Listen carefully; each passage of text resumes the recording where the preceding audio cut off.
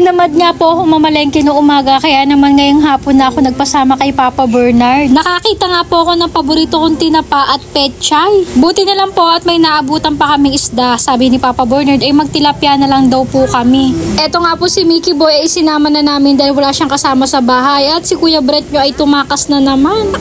Nakaabot pa nga kami nitong kwek-kwek at itong lumpia, kaya naman napabili kami ni Mickey Boy at naaamoy namin dito sa gilid. Nako, pagdating sa kwek-kwek, wala po kayong pag-uusapan ni Mickey Boy kasi favorite na favorite niya yan. Ako naman po ay mahilig sa lumpiang gulay, lalo't masarap yung suka nila. Naku, talo-talo tayo dyan. Dalawa po pala kami ni Kuya Brent mahilig dyan. Diyos ko, dahil nakalimutan ko. Mama, may lumpia pala, ba't di ako nakatikim?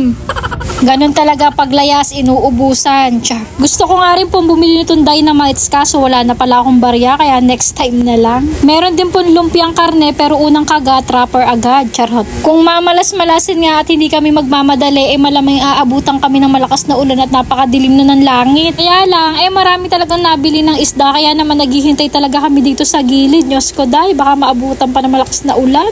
Sa amin ni Mickey Boy, wala namang problemang mabasa ng ulan. Ang inaalala namin si Papa Bernard dahil maghapon siya nagtrabaho, nag-welding pa ata yan, bawal mabasa.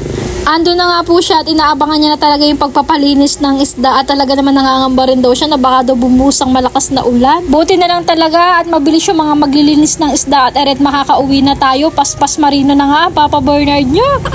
Eto naman si Mickey Boy nyo, tuwan-tuwa at ang bilis daw mag-drive ng papa niya. Pero wag po kayong mag-alala at kontrolado naman po ni Papa Bernard. Malapit-lapit na lang din naman po dito sa amin ang labasan, kaya mabilis lang din po kami nakauwi dyan. Habang nga po nagdadrive ang Papa Bernard, tinatanong niya ako nasaan na si Kuya Brent at baka maabutin daw ng malakas ulan at kita nyo naman ang langit, madilim na.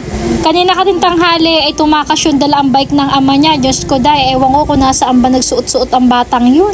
Mama, wag kang mag-alala, dito lang ako sa paligid-ligid din yun, nauna pa nga ako sa inyo. Ay, talagang dapat kang mauna at lagot ka sa papa mo kung kami ang nauna sa'yo.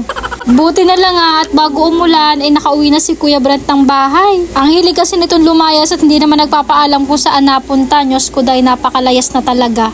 Nagmadali na nga rin ako nagluto at yan, naglaga ako dyan ng sibuyas, bawang, luya, tapos nung kumukulo na, inilagay ko na yung tilapia. Hindi ko na nga po ginisa para iwas mantika na din. At habang kumukulo na, inilagay ko na yung pechay natin. Naglagay din ako ng 2 siling haba para mabango. Buti lang talaga at mabilis lang maluto tong ulam namin at gutom na daw yung mga kasama ko. Kung itatanong nyo naman kung anong lasa nitong niluto ko, ay lasa siyang tinola. Yun nga lang, tilapia lang.